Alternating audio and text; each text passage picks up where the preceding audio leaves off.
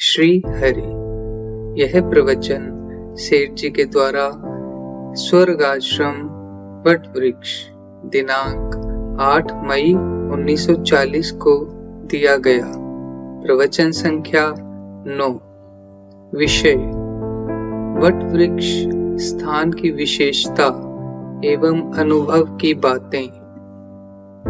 प्रथम तो सब लोग आसन में बैठ जावें। एकांत देश, पवित्र भूमि और गंगा जी की रेणुका तो है ही। स्मम काय शिरोग्रीवम, यानी काया, शिर और ग्रीवा को सीधा करके और वृत्ति नासिका के अग्रभाग पर रखें, या आलस्य नहीं आने पर आंखें बंद कर लें।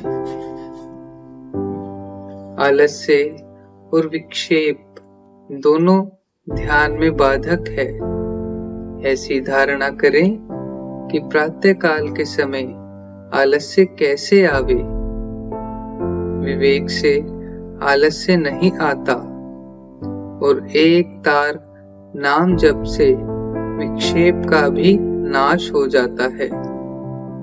साथ ही वैराग्य और उपरामता से शरीर में चेतनता जागृत हो जाती है। उपरति और वैराग्य का तो यह स्वाभाविक ही स्थान है। ऋषि महात्मा वैराग्य के लिए ही ऐसे वन में आया करते थे। हम लोगों के सिवाय यहाँ और कौन आता है। इस घोर जंगल में हाथी, सिंह वगैरह रहते हैं। दिन में दूर चले जाते हैं। जंगल में प्रवेश होने पर जिज्ञासु और मुमुक्षु को स्वाभाविक ही वैराग्य और उपरति होती है। दिन में ध्यान करने का यह अच्छा स्थान है। गंगा किनारे किनारे आप कलकत्ते तक चले जाइए, पर ऐसा दृश्य नहीं मिलेगा। हाँ, कर्णवास में ऐसा ही स्थान है और जंगल, नाले वगैरह भी ऐसे ही हैं, पर वहां का जल इतना शीतल नहीं रहता। यहाँ तो ऐसा स्थान है कि हम 12 महीने रहें तो उत्तम है। एक तो यह है कि हमारा प्रारब्ध नहीं है और दूसरा भोगों में आसक्ति के कारण यहाँ हमेशा रहना कठिन है। शीतल मंद सुगंध वायु गंगा को स्पर्श करती हुई चलती है। यह ध्यान में बड़ी सहायक है। ग्रीष्म काल में ठंडी वायु और सुगंधी बड़ी सहायक होती है। गंगा की ध्वनि वेद ध्वनि सी मालूम होती है। इससे दूसरे शब्दों का विनाश होकर मन लग जाता है। इस ध्वनि में नाम जप को भी जोड़ सकते हैं। गंगा जी के दर्शन से नेत्र और हृदय पवित्र हो जाते हैं।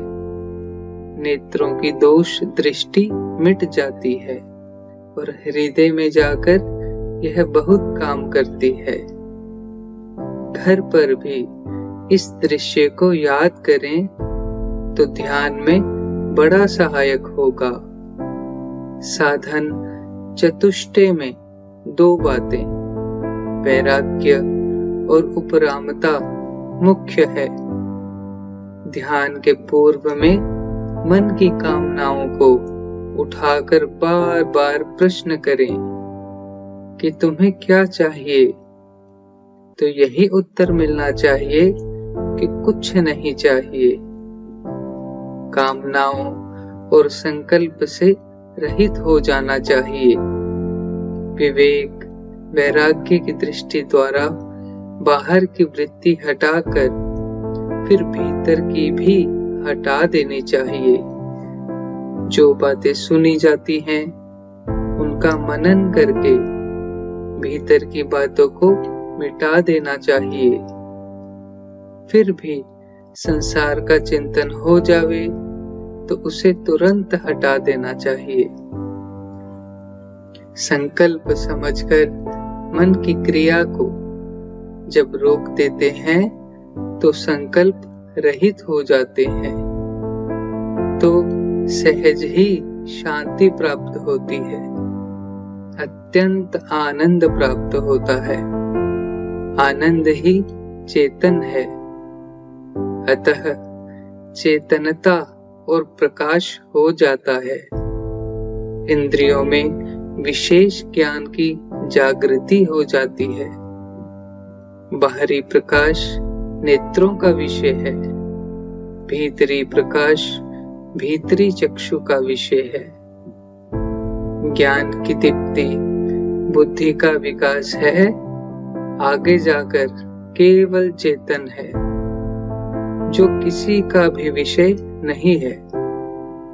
इसलिए उसे ज्योतियों का भी ज्योति कहा जाता है।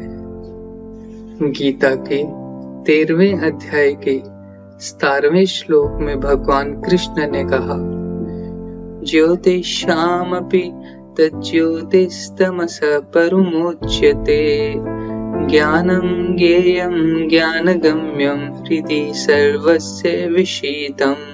अर्थात वह ब्रह्मा ज्योतियों का भी ज्योति एवं माया से अति परे कहा जाता है, तथा वह परमात्मा बोध स्वरूप और जानने के योग्य है एवं तत्व ज्ञान से प्राप्त होने वाला सबके हृदय में स्थित है।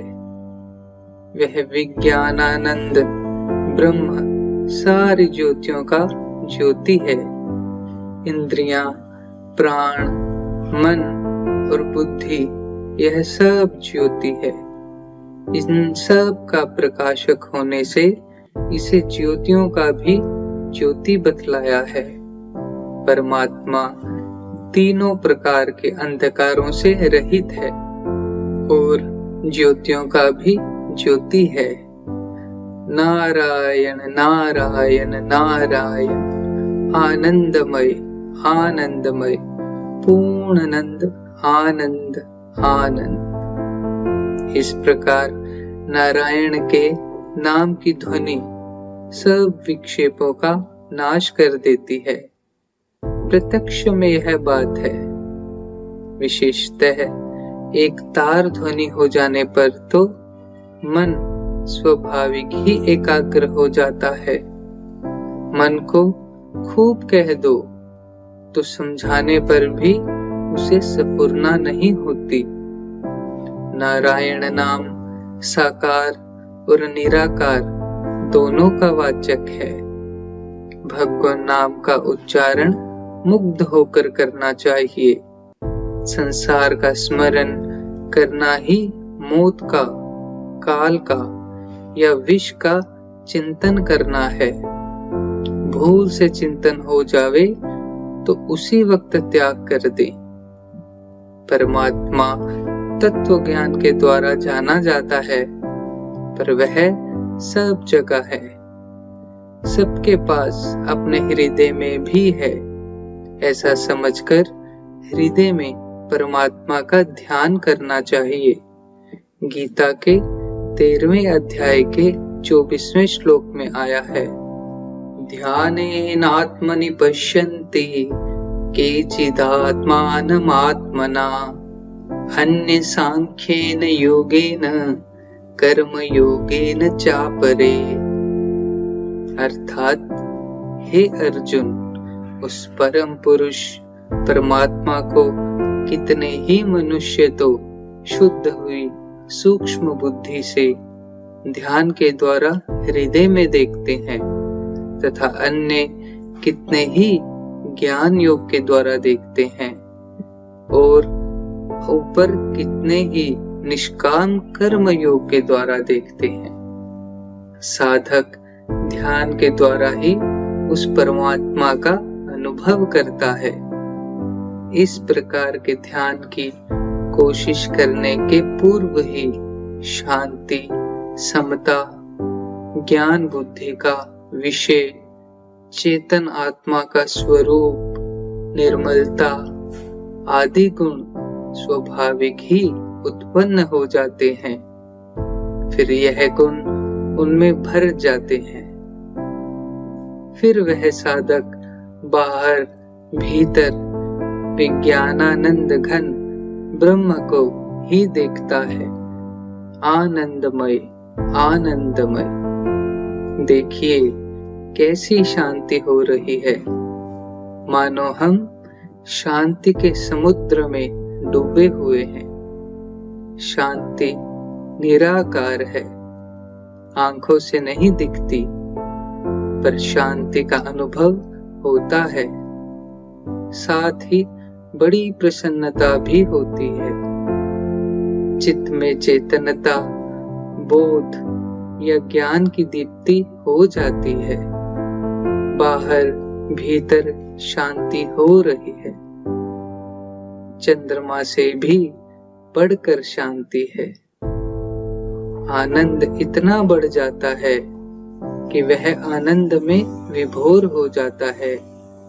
अभी कितनी प्रसन्नता है। यह प्रसन्नता बनी रहे तो भगवान की प्राप्ति हो जाती है। चित्त के प्रसाद शांति से बुद्धि स्थिर होकर उसका कल्याण हो जाता है।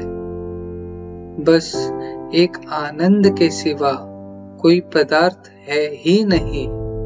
दूसरा पदार्थ प्रतीत हो तो सोचे जैसे स्वप्न में मरुभूमि में जल या आकाश में तिरविरा धूल कण दिखते हैं, वैसा ही समझें।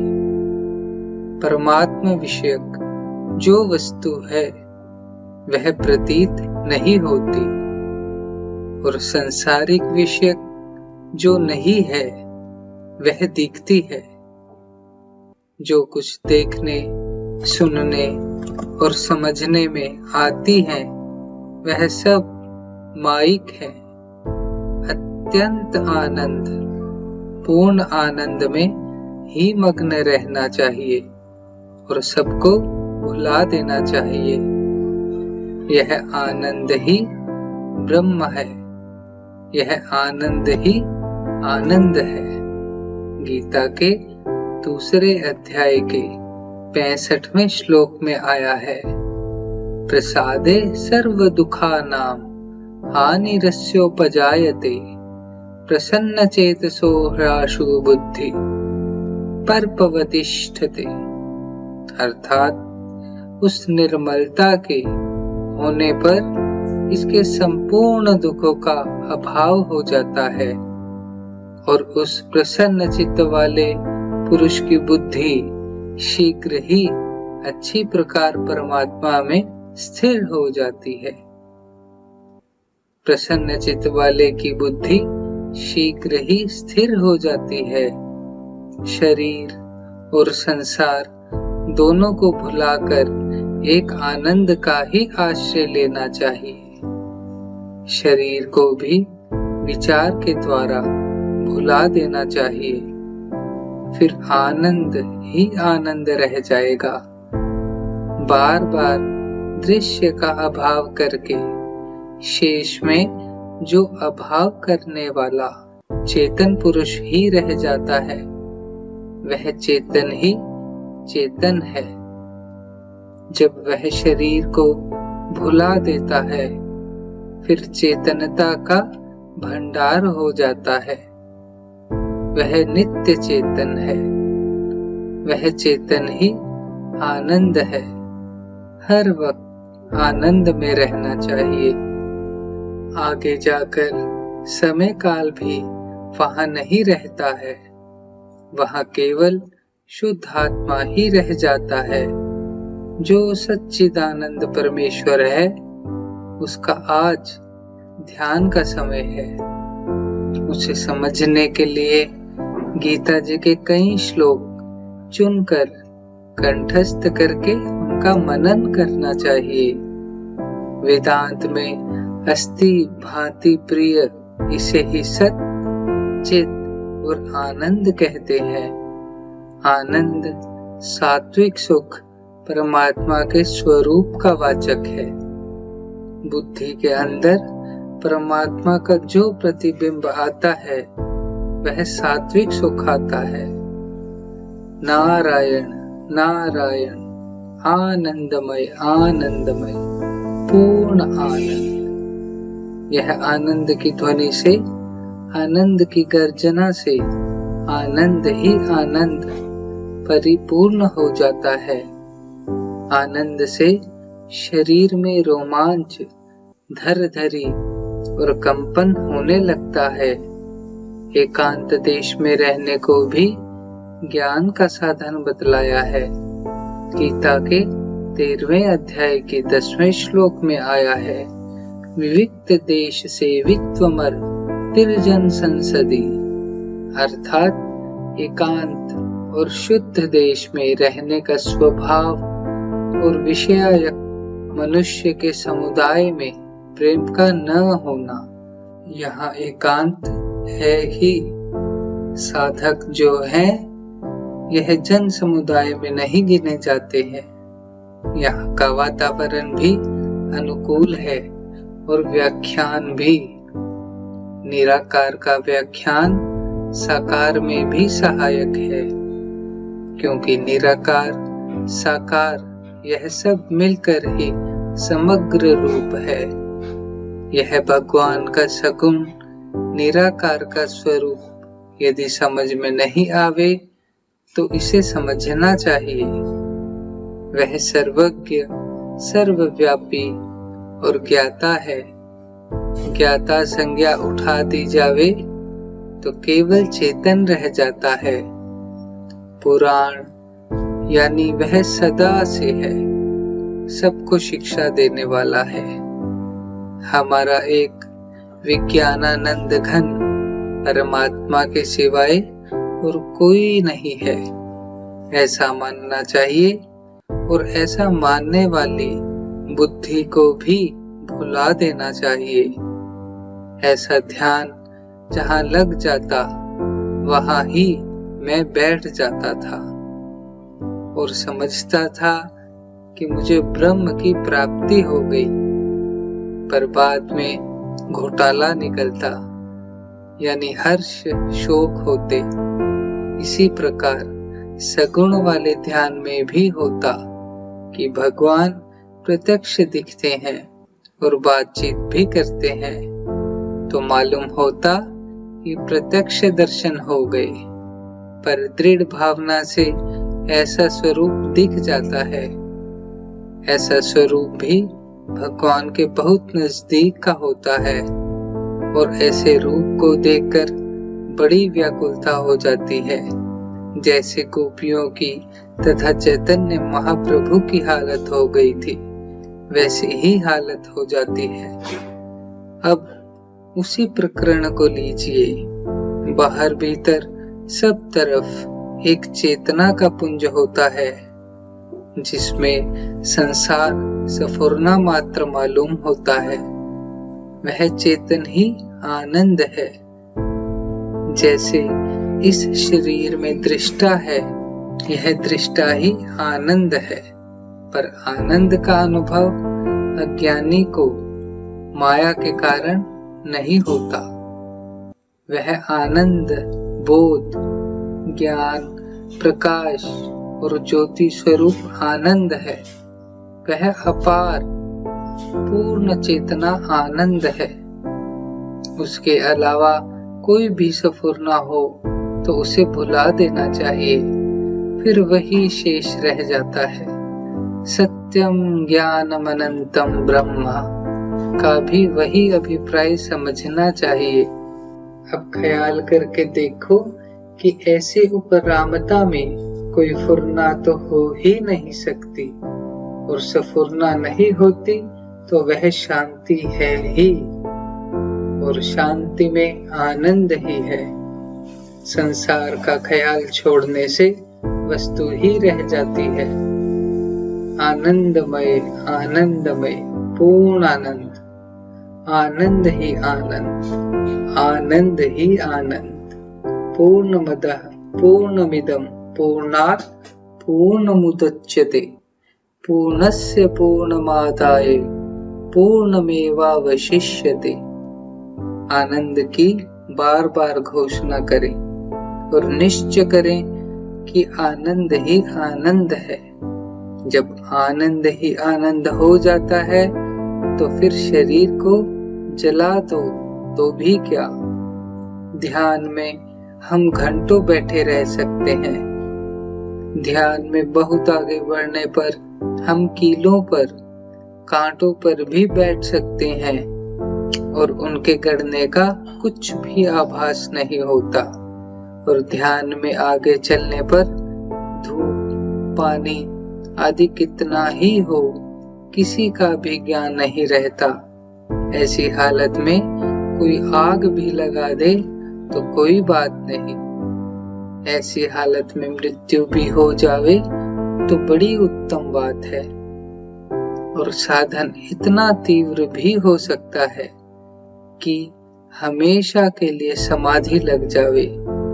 जैसे मुर्दे को जलाने पर उसे मालूम नहीं होता, इसी प्रकार जीवन मुक्त महापुरुष को अनुभव नहीं होता। उसकी आत्मा तक कोई बात नहीं पहुंचती। आनंदमय आनंदमय पूर्ण आनंद, आनंद ही आनंद। कैसे प्रत्यक्ष में शांति, आनंद और चेतनता रोम रोम में है। यही भगवान का ज्ञानमय चेतन स्वरूप है। यह सब पदार्थ आकाश में धूल के कणों की भांति है। ऐसे ही मस्त रहें, चले तो ऐसी ही मस्ती में चले, और चलने पर ध्यान में बाधा आती है तो चले ही नहीं और बैठा ही रहे। भोजन तो प्रारब्ध से आप ही मिल जाएगा। सारे ब्रह्मांड के हिस्से को संकल्प में ही समझे। समष्टि बुद्धि के एक अंश में ही संकल्प को समझे।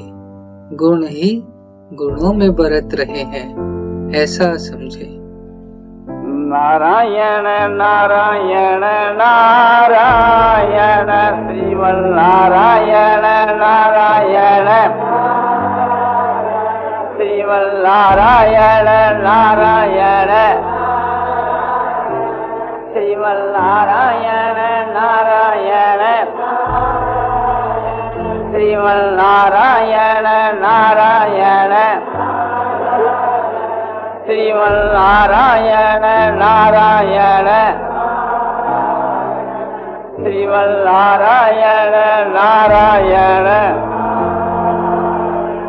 श्रीमन्नारायण नारायण श्रीमन्नारायण नारायण नारायण नारायण